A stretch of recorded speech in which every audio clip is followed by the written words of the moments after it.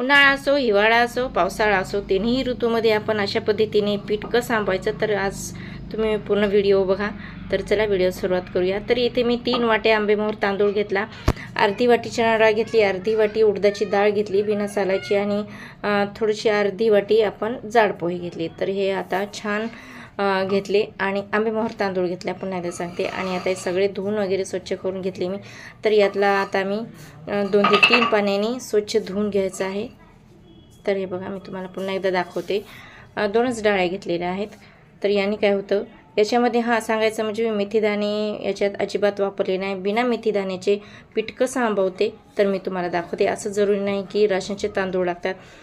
बिना राशनचे तांदूळ जे आपण खातोत ना नेहमी भात, तर ते तांदूळ मी इथे टाकलेले आणि तुम्ही एकदा पण ट्राय करून बघा. तर या तांदूळ टाकल्याने पण खूप छान असं आपण इडली, आप्पे, डोश्याचं पीठ छान आंबवलं जातं.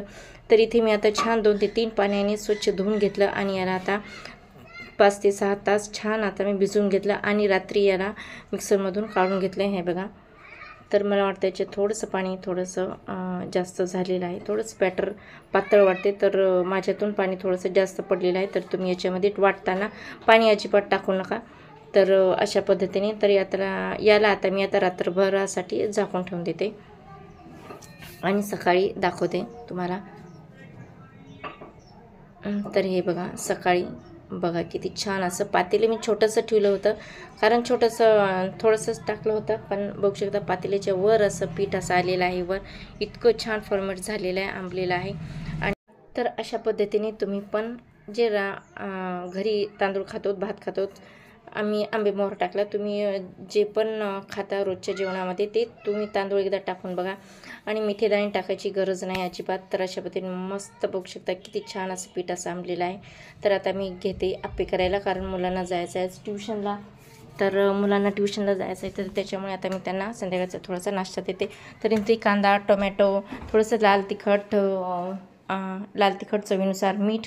तर आता हे टाकलेलं आहे. आता छान मिक्स करून घेते आणि याच्यामध्ये अजून पत्तागोबी वगैरे टाकलं ना आणि टाकायचं इथं मी इनो टाकलेला आहे. तर याच्यामध्ये आपलं काही इन्स्टंट नाही आहे, तर त्याच्यामुळं इनो टाकायची गरज नाही, पण मी थोडंसं टाकली आहे. तर आता चला आता आपण छान असं आपले पात्र गॅसवर ठेवलेलं आहे. छान सगळ्या पात्रामध्ये याच्यामध्ये तेल टाकून घ्यायचं आणि थोडं करून याच्यामध्ये एक चमच करून आता आपण याच्यामध्ये पात्रामध्ये टाकून घेऊया. अर्धा चमच टाकायचं, कारण जास्त टाकल्यानं फुगून वर येतं आणि मग आपले आप्पे बिघडू शकतात. तर त्याच्यामुळे थोडं टाकायचं. तर इथे मी आता सगळ्या याच्यामध्ये आता थोडं करून टाकून घेते, कारण मुलांना आता ट्युशनला जायचं आहे. कारण एक पात्र दोघांना खूप होते, कारण थोडंसं 4 5 किंवा आप्पे आणि थोडंसं दूध, म्हणजे त्यांचा संध्याकाळचा थोडंसं नाश्ता होते, कारण 2 ते 3 तासापर्यंत खूप आहे.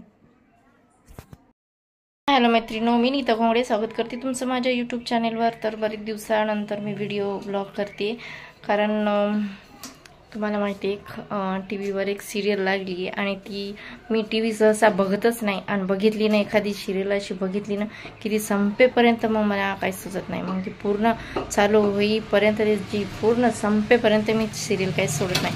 तर आता ती सिरियल लागली, ती शक्ती नावाची, आणि आज लाईट अशी परेशान करायली की बस. आणि आजचेच एपिसोड इतके भारी होते ना, तर असू द्या. तर तुम्हाला सांगायचं होतं एक, तर आज कोणार आहे, आज कोण आहे,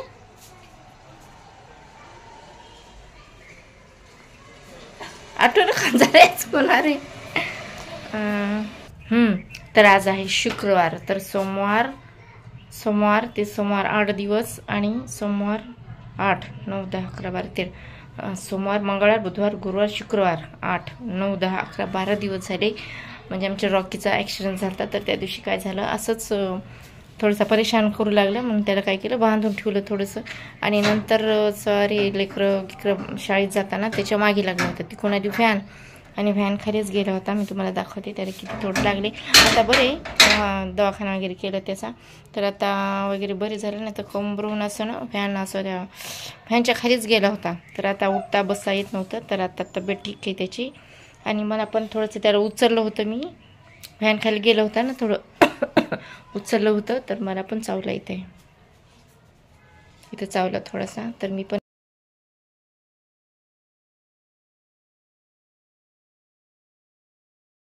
शेपटी आहे ना, तर इथं थोडंसं त्याला असं घासलंय शेपटीला, आणि थोडंसं पोटाला पण होतं, तर ती जखम वगैरे